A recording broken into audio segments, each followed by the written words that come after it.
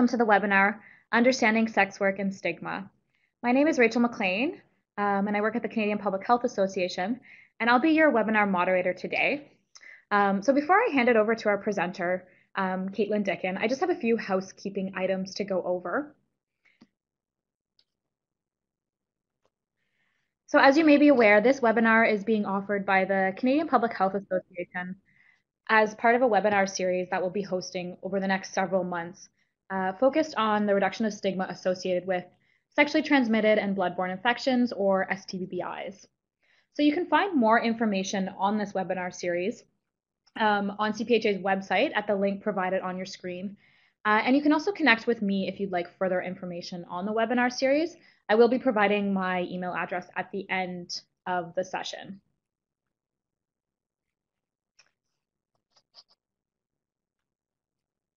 So hopefully you can all hear me through a headset, either a headset or speakers on your computer. If you are having any issues, I do see a few folks are saying that the sound is coming through very strange. It can be helpful just to close the webinar meeting and open it up again. Sometimes that helps. And just make sure that your headset, if you're using a USB headset, that it's plugged in prior to opening up the webinar platform. If you're having any issues, you can also connect with me through the chat. So due to the large number of participants, we've disabled everyone's microphone. And while we'll certainly have some time at the end of the session for questions, we simply ask that you use the chat box to the right of your screen. There are lots of folks already using it to pose your questions for today's presenter. And then lastly, before we begin, just a quick note to say that today's session will be recorded and it will be made available on CPHA's YouTube channel in the coming weeks. And on our YouTube channel, you can find the recordings from past webinars that have been offered through this series. So today we are going to hear from Katelyn Dicken from HIV Community Link. I'll provide you with a brief bio for Katelyn, and then I'm going to hand it over to Katelyn. So Katelyn is passionate about creating social change that positively impacts population health. She holds a bachelor's degree from the University of Lethbridge in health science with a focus in public health. Katelyn currently works for the nonprofit agency HIV Community Link, which is located in Calgary, Alberta, and she works as the SHIFT educator and capacity coordinator. SHIFT is a program that supports anyone previously or currently involved in sex work. SHIFT is rooted in harm reduction philosophies as well as rights-based principles. Katelyn has experience working with vulnerable populations and has a background in sexual health, harm reduction, community education, and population health promotion. So with that, hello everybody, can you guys hear me?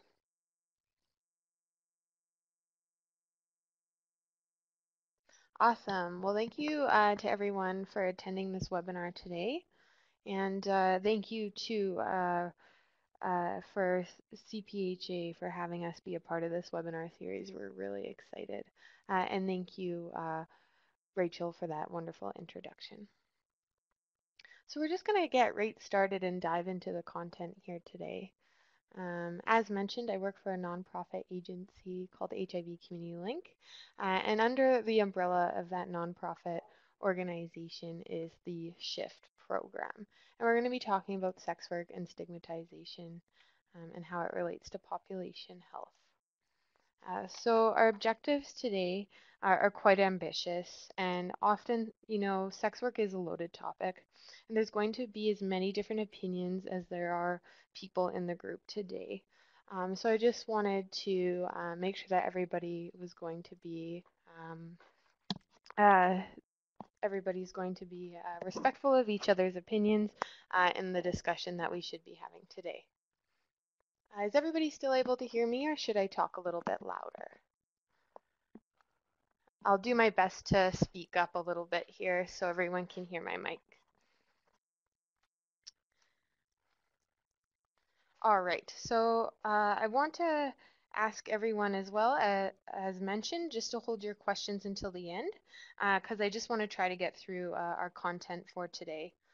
As well as just a little disclaimer, we will be discussing topics such as sexual violence, suicide, and it may be triggering for some. So just a little disclaimer and warning. All right, so before HIV Community Link, uh, before we were HIV Community Link, we were known as AIDS Calgary.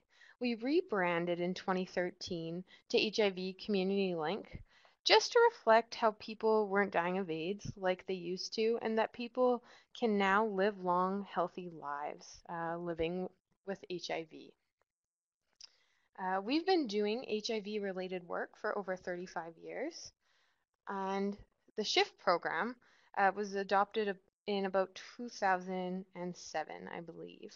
So we work at SHIFT with individuals who are currently and formerly involved in sex work. So SHIFT is a program that comes from a harm reduction philosophies, as mentioned. And at SHIFT, we really want to meet people where they are at in the hopes to reduce harm. We work with people of all gender identities and expressions, and we work with those with a variety of experiences in sex work.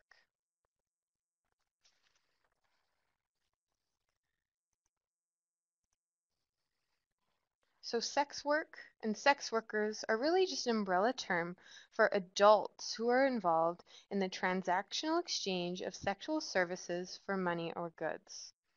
Sex workers can be defined as female, male, or transgender adults, all over the age of 18, who sell consensual sexual services in the return of some sort of payment. Um, so many sex workers may do this formally or informally or regularly or even by occasion. So there's two really big uh, differenting topics when it comes to sex work, and that's direct work versus indirect work. So direct work is in-person sexual services with physical contact. And indirect work is no physical contact, and this could be anything from exotic dancing, lap dancing, stripping, pornography, webcamming, etc. Really, sex workers can be anyone. So various adults and gender identities and expressions, and people who come from a variety of backgrounds. So I'm just going to ask Rachel just to bring up the first poll question here. Awesome. So I just want to challenge you guys with this question here, just to kind of get you thinking. So what do you think the average age of a sex worker in Canada the first time they sell a sexual service is? And I'll just let you guys answer this poll question here.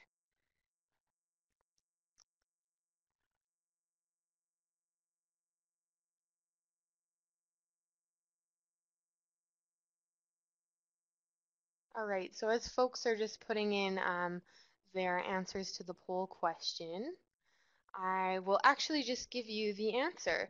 So research has shown that the first time, or the average age of someone, a sex worker, the first time they sell a sexual service in Canada is actually 26. So I kind of want you to think about how your answer may differ from your ideas and why. And we should be able just to take that poll question away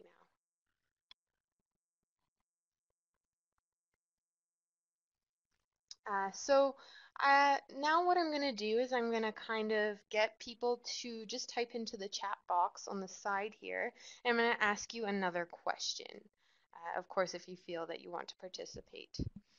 So what do you think the typical profile of a sex worker looks like in Canada?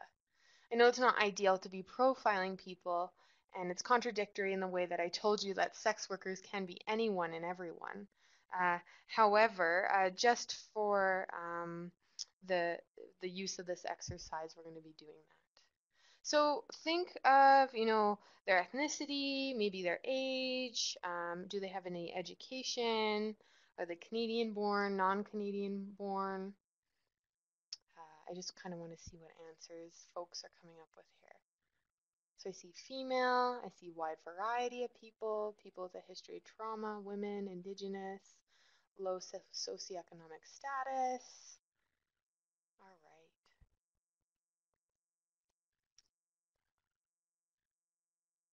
I'm just going to let more people participate in here before I give you the answer.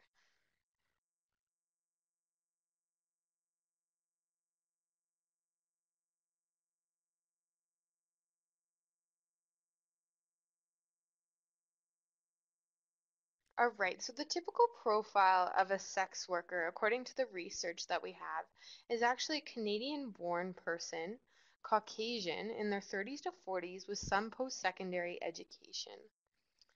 And this information actually came from a study by Cecilia Benoit in 2014 that looked at across Canada the average ages as well as the typical profile of a sex worker.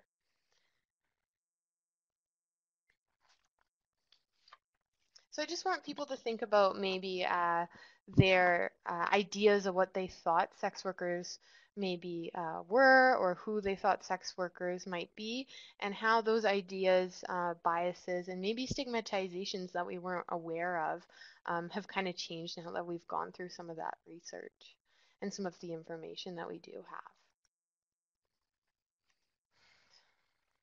So sex work in Canada. Often sex work in Canada can be quite transient by nature. Sometimes sex workers may be moving around, working where they don't necessarily always live. So, Calgary sex workers going up to Fort McMurray to work for a while, or Montreal sex workers moving to Calgary, or really just moving around the different city centers or different places where income may be more lucrative at the time, or people just don't want to be working where they live. It also comes with that limited time offer only for sex workers that can be a benefit. Many individuals may not identify as being sex workers also, and because they only work part-time or because they fear stigma associated with being a sex worker or fear any kind of legal repercussions. And really that just comes down to that stigma and discrimination that many sex workers face. So where is the majority of sex work occurring then? The majority of sex work actually has moved online. In Canada, depending on your geographical location, street-based work is never higher than about 20%, meaning the majority of sex workers' work is occurring online and indoors. For example, in Calgary, here where we are with Shift, only about 5 to 10% of sex work actually occurs on the street.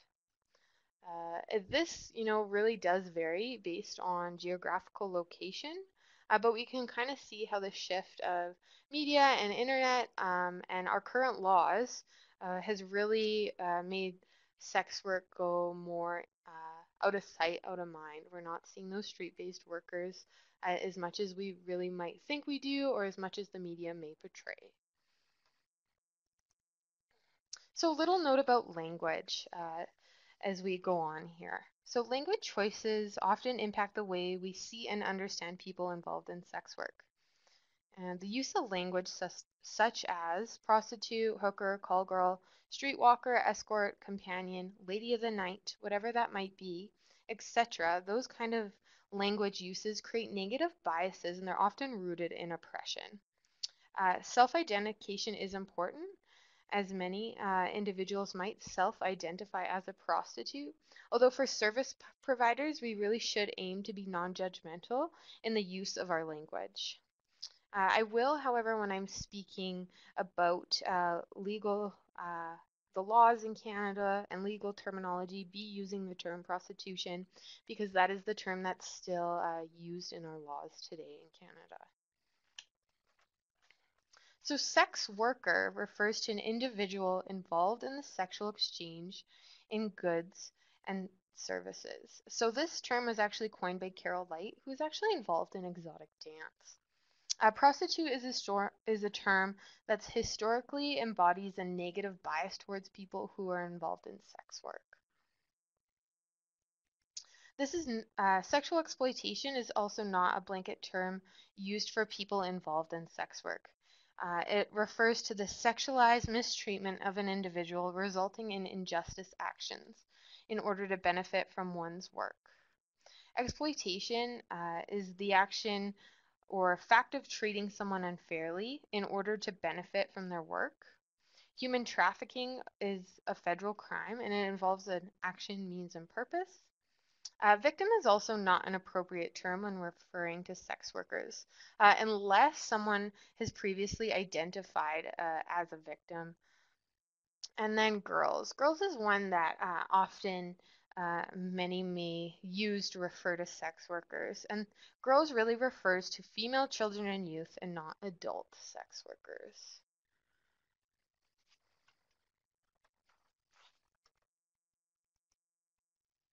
All right. So I'm going to present to you some simplified kind of philosophies or perspectives on sex work. They're kind of, if you were to imagine a continuum, on polar opposites of that continuum. So there are many other opinions and values and beliefs out there that may come to play. However, these are the two most prominent perspectives. So the first perspective is the anti-prostitution approach or perspective. So this perspective sees sex work as inherently harmful and exploitive regardless of that consent. It also often sees sex work as violence against women, and it often excludes trans populations and male sex workers. Something to note too, if you notice the quotations around sex work on that first bullet there, the anti-prostitution perspective often doesn't even acknowledge the term sex work because the term sex work acknowledges a choice and agency within the work. Uh, this perspective sees sex workers as selling their bodies, and as well as sex work as harming communities, and it often advocates for the abolition of prostitution. I see here just on the chat that somebody was talking about acknowledging that anyone under the age of 18 is considered exploited. And yeah, that's true. So that's why the SHIFT program only works with individuals over the age of 18, because when you're under the age of 18, that consent element is not there. So thank you, Krista, for mentioning that. The pro-sex work perspective is the other idea or the other perspective on the polar opposite end. And you can see here that the pro sex work perspective acknowledges agency and choice within the work, recognizes sex work as legitimate work, as sex workers selling a service, sex workers as being a part of our communities, and this perspective advocates for the decriminalization of prostitution. So I just want everybody to kind of think just in the back of their head as we go on here today with our presentation about the difference between decriminalization and legalization. And we're going to talk a little bit more about that as we go on. But maybe just think about the difference between those two models or those two forms of law. So who buys sex? We can't talk about sex work without talking about who's purchasing these services. So buyers, people who sell sex, johns, tricks, clients, these are all common terms that use to refer to the purchasers of sexual services. Right, so I'm just going to share some statistics that I have here today. And I just want to let everyone know if you're interested in these stats, feel free to contact me. They're from a study done by Cecilia Benoit at the University of Victoria. So we know that 98% of buyers actually identify as male, 1% of buyers identify as female, and 1% identify as trans or intersex. 81% of buyers identify as being straight, so heterosexual. 19% identify as being gay, bisexual, or questioning. 57% identify as being married, common law, or partnered. And of those 57%, 64% of them feel as though they were in a meaningful relationship with another partner. Income and education varies, but generally purchasers have a higher than Canadian average income and education. And 33% of buyers have a bachelor's degree or higher. So the national average of people holding a bachelor's degree or higher is only about 24%. So we can see that often buyers have a little bit more disposable income. GFE. So this is an acronym meaning the girlfriend experience. So the girlfriend experience is actually the most frequently purchased service. So 64% of the time the girlfriend experience is purchased. So this experience includes the additional element of conversation, companionship, and involves spending more time together. Um, Historically, sex workers that I've worked with have shared with me that the girlfriend experience used to also include condomless sex. I've heard now from sex workers that they're leaning away from that and that now people are trying to use safer sex practices, and that's not always the case, but historically it has been. So 9% of purchasers also have a long-term disability or handicap, and many purchasers may see different workers, they may see the same worker regularly, or they may see a little bit of both. So something I want to ask the folks here attending the webinar today is, do people have the right to pay to have their sexual and physical intimacies met? So you don't need to answer anything, but just something to think about in the back of your mind. Um, and the fact that we really have to ask this question shows the discomfort around sexuality and the purchasing of sex.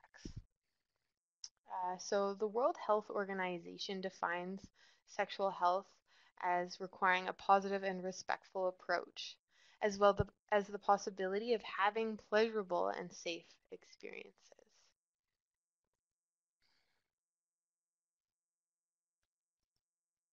All right. So Rachel, I'm just going to ask you to bring up the second poll question here, even though I think I might have given it away a little bit.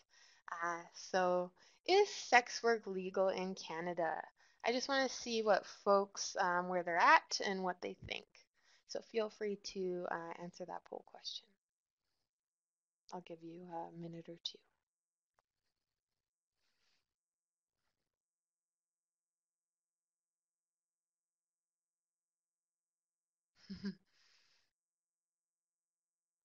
So it looks like, according to the poll here, that majority of folks are saying yes, sex work is legal. Some are confused, some are saying no. So I'll just get you to close down that poll question for me. Thank you. So it looks like 65% of people said that yes, sex work is legal. And that's right. So the selling of sex has always been legal in Canada. However, it's nearly impossible to do so without breaking the law. So this is really a catch-22. So Canada uses the Nordic model. So the Nordic model is when the purchasing of sexual services is illegal. However, the selling of sexual services is legal. So the Nordic model has seen really to create a lot of barriers for those involved in the sex industry, and thus resulting in a lot of negative health outcomes. So our laws surrounding prostitution are very similar to the Nordic model that's also practiced in Norway, Sweden, and Iceland, and now in France.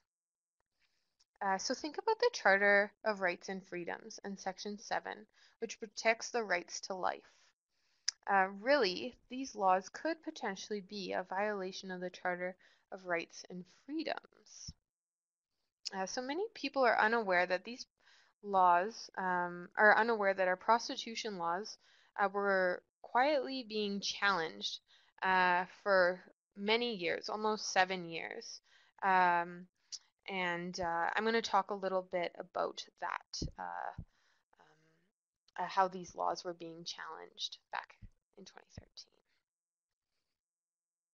Something else I just wanted to point out, I didn't get to include it in our webinar today, but if you're looking for a resource that really explores the laws around the globe and takes a look at all the different laws, so full criminalization, partial legalization, legalization, decriminalization, I would urge you to take a look at the TED Talk by Tony Mack called Laws Sex Workers Really Want. This is a wonderful talk by a sex worker advocate in the UK. And it really explores those laws and how they affect sex workers, and we're hearing it from sex workers firsthand. I want to talk about the Bedford versus Canada case in 2013. So if we rewind a little bit back to 2013, um, this is when 3 Canadian sex worker advocates challenged our laws surrounding prostitution. So Terry Jean Bedford, Amy Lobrovich, and Valerie Scott argued that Canada's prostitution laws were unconstitutional. As a result, these laws were actually struck down because they were deemed unconstitutional and created disproportionate harms to sex workers. These laws were really a violation of the Charter rights and freedoms and often caused more harm than good. So the Supreme Court actually agreed and gave the government a 1-year timeline to respond to creating new legislation in 2013. Otherwise, prostitution would have become decriminalized in Canada. So the um, so something just to look at here is and just a little fun fact of information is Terry Jean Bedford also when she went to court dressed up in her full dominatrix getup because she was a professional and she was proud of the work that she did. So what really are Canada's options regarding prostitution law, and how did this case change our laws? We're going to look at that next.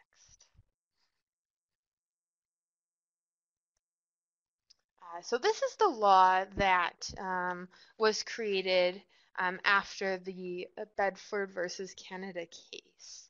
So the Protection of Communities and Exploited Persons Act. So if you just look at the title of Bill C-36, and thinking back to those perspectives that we discussed on sex work, um, what do you think this title or consider, the primary stakeholders or who is being protective and what assumptions are being made? So this law was introduced by the Conservative government at the time in response to striking down the prostitution laws. So it actually passed with 156 votes for and 124 votes against. So about 56% for and 44% against. So this bill assumed that all sex workers are being sexually exploited and that the communities need to be protected from sex workers. So, the intentions of this bill are protecting those from, selling their sexual services from exploitation, have good intention. Protecting the communities from the harms caused for prostitution and reducing the demand of sexual services. However, these laws continue to create still more harm than good um, to sex workers. And we're going to talk a little bit more about the vulnerabilities it creates for sex workers. All right, so let's first dive into some of the information regarding this bill. So a purchase of sexual services is illegal. So mandatory and minimum fees apply. If minors might be present, imprisonment fees could apply and fines. So someone caught buying sex may be fined anywhere from $500 to $4,000 and maybe even up to 5 years in jail time. For first-time offenders, you can attend something called John School. And this is when you pay a fine to a local organization. So somewhere like us at Shift, often their vehicle could be seized, and they go and attend this 8-hour workshop on sexual exploitation and the harms of prostitution, and they learn about how to be a better citizen, I guess. I don't know a ton about the John schools. However, that's kind of what I understand about it. Yeah, so when I've talked to sex workers, themselves, the sex workers that I've had experience chatting with often say, this takes away from a lot of the good clients, a lot of the clients that are going to adhere to this. So just I thought was an important to purchase or to include that little bit of information. So the advertising, so the advertisement of the sale of someone else's sexual services is illegal. So this could mean newspapers, websites, magazines, and host post ads could be liable, but this really varies. It's difficult for sex workers to effectively and safely advertise services without these third parties. Um, and it's hard to police the internet. I think with this, this advertisement piece, it really goes back to that good intention of protecting those from sexual exploitation. However, it does have adverse effects on sex workers' ability to advertise safely. So receiving material benefit from prostitution is illegal. So material benefit, including anyone who receives a benefit knowing it came from a sex worker. So people living with sex workers, unless within a legitimate relationship that could not include any sort of abuse, exploitation, or where the sex worker is supplied with substances, so drugs or alcohol.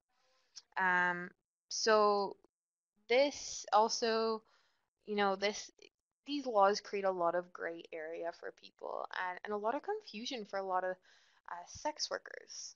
So you can kind of start to see how things are getting quite gray and not so black and white. So the communication in public about the selling of sexual services is illegal. So in public, communicating is illegal, especially if minors can be reasonably or expected to be present. So this could be anywhere like a park, a daycare, a school, any sort of religious institution, really anywhere a minor could be present, making it hard for sex workers to figure out what's safe and what's not safe when negotiating sexual services with a client. All right, so we do have some good news. I know that when these bills first have passed, a lot of the police in Canada, I know I can speak for Calgary, have told me, CPS has told me that they are not trying to charge sex workers, rather they're going after the Johns or the clients or purchasers of sex, rather than uh, going to hand out tickets and stuff to sex workers.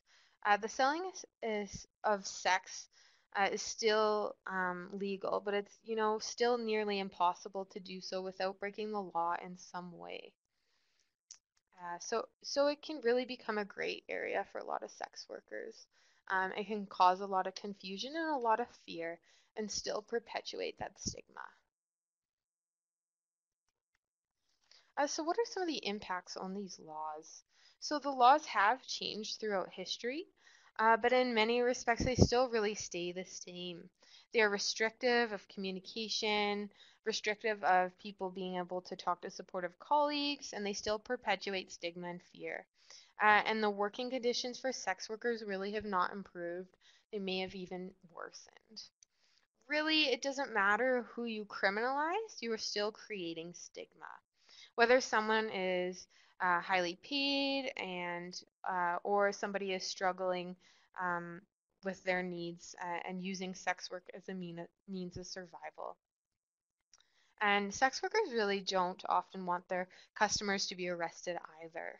Laws that criminalize people who buy sex results in sex workers changing the way that they do business, resulting in the expense of their own safety. Norway and Sweden have similar prostitution laws to Canada, as I mentioned. And there's actually a number of studies and reports that have shown violence and stigmatization against sex workers increased after these laws were introduced, and that the demand for sexual services were unaffected despite the risk of their own arrest. So sex workers continue to avoid contacting the police. Uh, when they're assaulted. I know my experience with sex work often we take in bad date sheet reports which is a harm reduction tool when the sex workers want to report and keep other sex workers safe. And often when they're using that harm reduction tool and reporting to shift about some sort of assault or bad experience with a client, it's my experience that often they don't want to talk to police, which is really unfortunate. And I think that just goes to show, the perpetuated stigma and discrimination that they historically have experienced. So sex worker purchasers have on many occasions played a role in reporting underage or exploited individuals to police after attempting to buy sexual services. But research has indicated that the willingness for sex purchasers to report these situations actually decreases when they're subject to arrest for attempting to buy sex. So, yeah, really interesting stuff. So, although we're not criminalizing sex work, we're still increasing their vulnerabilities.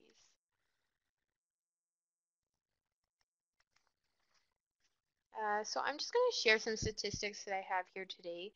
Majority of these stats came from the Benoit study in 2014, 16, and 17, as well as the Canadian Public Health Association. So these are some of the vulnerabilities that I was talking about for sex workers or people involved in sex work.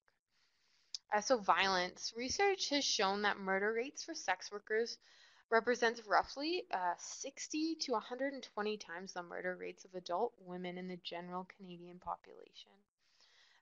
Intimate partner violence. A study in 2014 reported that 51% of these study participants had been physically or sexually assaulted in the last 5 years by a spouse or intimate partner. Substance use and addiction. Often, substance may have been what led individuals to do sex work in some cases. Some are exposed to substance in their work. However, there are higher rates reported of alcohol, cannabis, tobacco, as well as maybe some other socially less acceptable drug use among sex workers. Mental health, 19% report being moderately or severely depressed. In comparison to the national average, about 6% of women are rated moderately or severely depressed, and only 4% of men. Also, PTSD rates are actually higher among sex workers than first responders, nurses, and police officers. You'll notice when looking at this slide that I haven't put on there sexual health risks or STBBIs. Although sex workers are at increased risk, this is simply due to having a higher number of sex partners. The prevalence of STIs and HIV among sex workers in Canada is actually no higher than the general population with a high amount of partners, right? So sex workers are some of the most educated people that I know when it comes to safer sex. And often, consider if you're at your job, the risks that you might use to mitigate some of those, some exposures, or just to mitigate if you're at risk for any kind of unsafe situation. And of course, you will reduce the risk so that you can keep working. So, why else might sex workers experience more vulnerability than others? It comes down to intersectionality. So, it's really that concept of described where, we have those oppressive institutions that are interconnected in some way, and they cannot be examined separately from another. Um, and I think that's really what's putting the sex work population at increased vulnerabilities. All right, so I'm just going to share this bell curve. So this is a bell curve that captures the power, the privilege of sex work and the sex work industry associated with the type of involvement. So really this is just a visual representation of choice in sex work. This is a generalization. that was graphed by a group of sex workers at an event in Vancouver. And we were actually, they gave us the ability to utilize this resource. So we look on the left-hand side here. On the y-axis is the number of population, so people involved in sex work. And then as we go across here, we can see option, choices, resources, and privileges slowly starting to increase as we go through the x-axis. So you can see that the survival sex work, the street-based work, is actually just a small portion of sex work.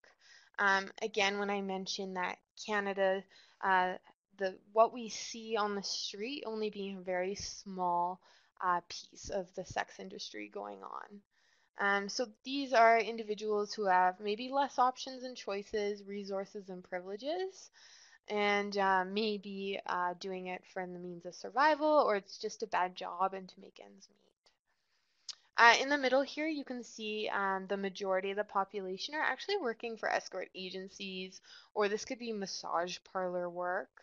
And you know, it's just a job. Sometimes we love our job, sometimes we hate our job. As we move farther down here, peoples have increased options, choices, resources, and privileges. So this is where you see the independent work, where people may start to enjoy their job a little more, and it's a good job. And then at the very end, people with the most amount of privilege, resources, choices, and options, that's that specialty work. So specialty work could be something like dominatrix work, sex therapists, or sex surrogacy work. And specialization work is not as prevalent as we might see. Sometimes we have these ideas of sex workers being either the street-based workers or that glamorized pretty woman idea of sex work. And this representation or visualization is just a kind of, take a look at that and crash that stigma that maybe people might have in the back of their mind on sex work. All right, so my next slide here, I'm just going to talk about the continuum of sexual exchange. So often when we are learning things, we want to put things in little neat boxes and make things black and white. Well, unfortunately, things when talking about sex work in the sex industry aren't black and white, and there's a lot of gray area. So I know that this is a continuum, and this is just an example. However, people could be on more than one point of this continuum within their life, within the day, or at one time.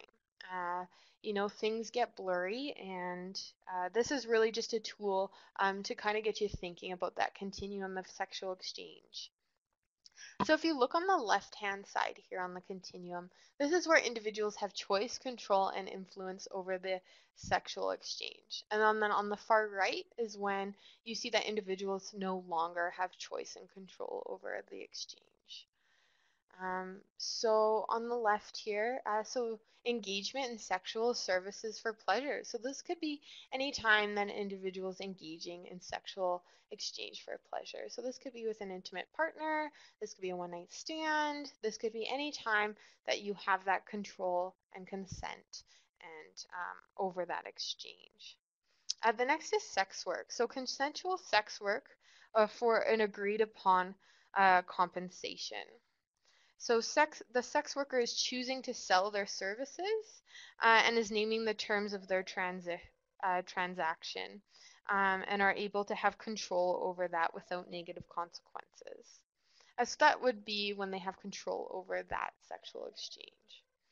Moving down the continuum here, we can see that individuals are starting to lose a little bit of control. So if they refuse this exchange, the risk of financial loss could be more substantial for them, or it may cause some sort of loss of status or power. So this could be any time individuals may engage in sexual exchange for status or power. So this is, kind of a tricky situation. So anytime maybe people are engaging in sex to get a job or to keep a job, marriage for money, immigration status, maybe within the adult film industry. Again, some may argue that might be more obligated or forced, and that's when things get gray. I mean, this continuum isn't perfect, but it is just a learning tool. As we move down here too, we can see that obligated sexual exchange. So when might someone feel obligated to have a sexual exchange? So this could, some say, in marriage or a relationship because it's an expectation. This also could be someone experiencing homelessness, and maybe they feel obligated to trade some sort of sexual exchange for a place to stay. That could definitely be an example of that. So as we move down the continuum again here, individuals are losing control over this choice and really losing control over consent. So forced sexual exchange, and I'm going to use the term sexual assault because this is an older tool, is that's when there's no longer that consensual element and the option to say no. So there's a very fine line when defining this, and this is maybe why I think that this continuum is a little outdated, and maybe that this continuum should be more of a circle. So this is for sexual exchange, maybe when services are provided for money through pimping or other types of sexual exploitation, where individuals are forced to provide a sexual service. Forced sexual exchange or sexual assault is an interchangeable, these terms are interchangeable, and it lacks consent and choice. And the last one here we have is sexual slavery. So of course that's no control over any aspect of their life, including sex. So this could be an example of human trafficking, someone held against their will or unable to consent to sex or any other action taken against them. So again, individuals can move across this continuum or be at more than one place at a time. And it's just, a way to open up that conversation and start thinking about that continuum. And talk just a little bit about stigma here the last few minutes. So stigma. Stigma is when a person or group is labeled differently because of dominant social norms, understanding an attribute of that person or group possesses to be undesirable within society. They become some sort of negative stereotyped, resulting in a loss of status within the community or subject to some sort of social blame. So this labeling of discrimination influences the person or the group to access important social resources often. So the two types of stigma I have here today is perceived stigma and acted stigma. So perceived stigma could be when an individual fears discrimination against themselves. This could be consciously or unconscious, and they may change the way they act. So for example, many sex workers don't disclose important health information because they fear being discriminated against. Enacted stigma is when a person or group is actively treated poorly due to negative beliefs about them. So an example of this could be sex workers seeking police protection, but find out they do not receive the appropriate care. So I want you to take a minute and look at that screenshot of the article on the side and comment in the chat box about what is stigmatizing about the article posted in the media.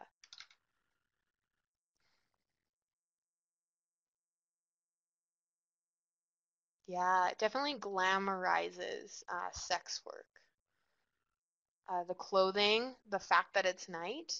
I don't know about you, but it's been pretty cold here in Calgary, and a lot of the sex workers we work with on the stroll aren't wearing that in the evenings. Language, yes. So the use of the term hooker on the headline is very stigmatizing and discriminatory. I don't know if you guys can tell because it's quite small. The person in this photo is actually holding a cigarette as well, which is interesting why they chose this photo. But really, I just did this to get people realizing what they're kind of seeing in the media around them and how that's influencing how they're seeing individuals involved in sex work. So now when you leave this webinar, you'll be able to kind of start to notice some of those stigmatizing things you see in the media.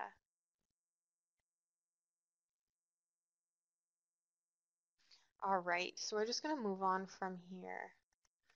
So I just have two more slides here, and they're very similar, but it's just really about dressing stigma, and then I'll move on to a couple points for service providers. So, it's that use a person-first language, rights-based language, and be thoughtful in your choice of words. I once had an experience working with a sex worker, and they disclosed to me that a nurse had asked them, are you working on the street, because of the high number of partners they reported. And that sex worker or individual said, no, I don't. And she disclosed to me that she felt that that was stigmatizing and discriminatory language because she didn't work on the street. She actually worked indoors and posted independently. And from her perspective, it was so discriminatory and stigmatizing.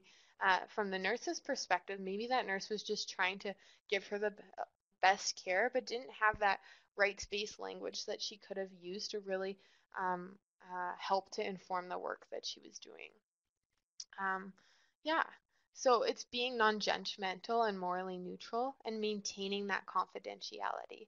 Someone feels comfortable enough to disclose to you that they're involved in sex work to keep that confidential, not to tell their family and their friends. Remaining culturally competent about sex work and creating those safe environments and accepting environments for sex workers, and advocating for ourselves and others, and really being a role model and using those teachable moments to inform others about sex work.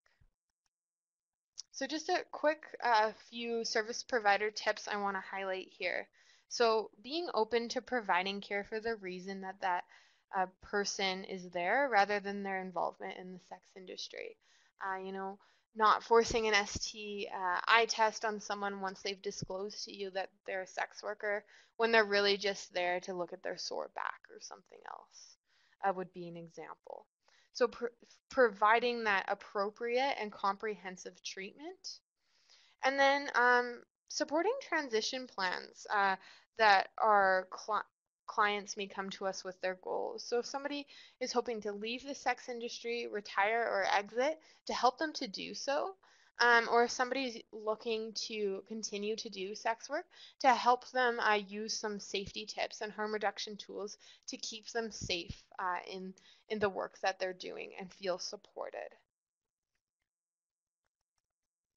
All right, so I'm just going to ask Rachel to bring up our audio clip here just as we finish the rest of this, and I'm just going to mute my mic. Sex work for me was definitely a choice.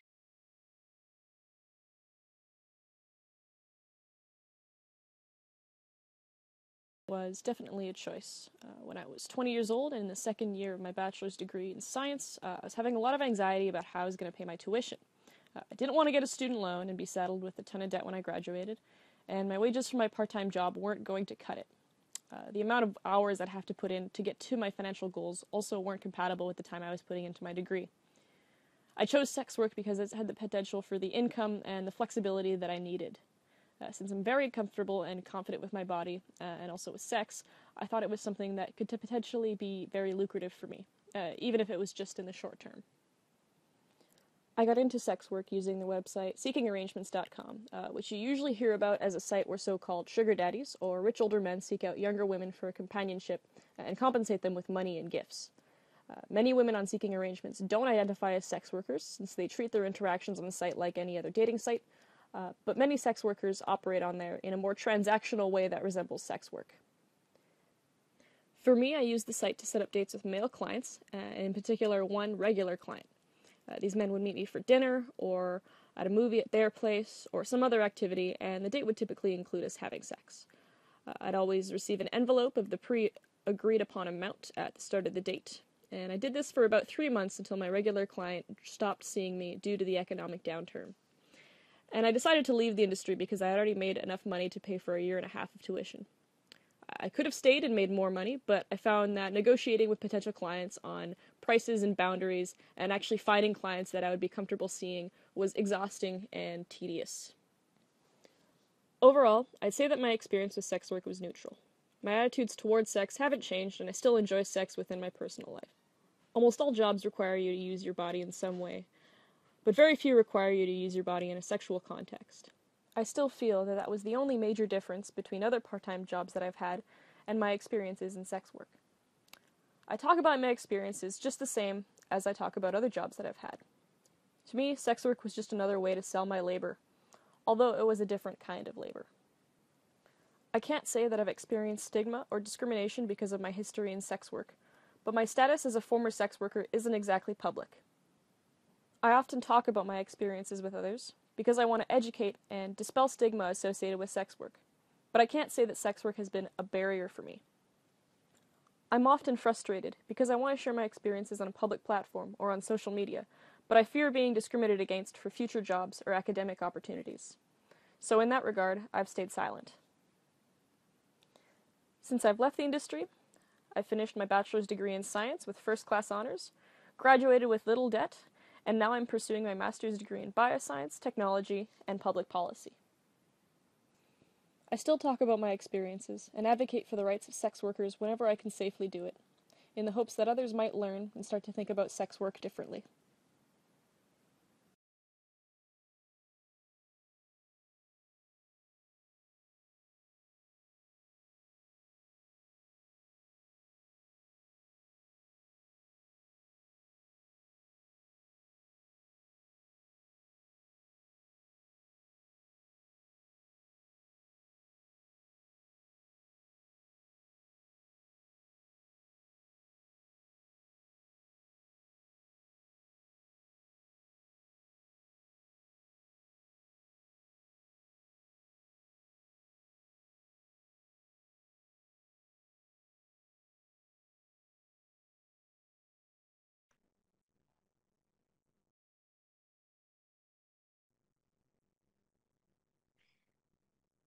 Katelyn, I'm not sure if you're still on mute, but if you don't mind just once again connecting your microphone just to wrap up the session.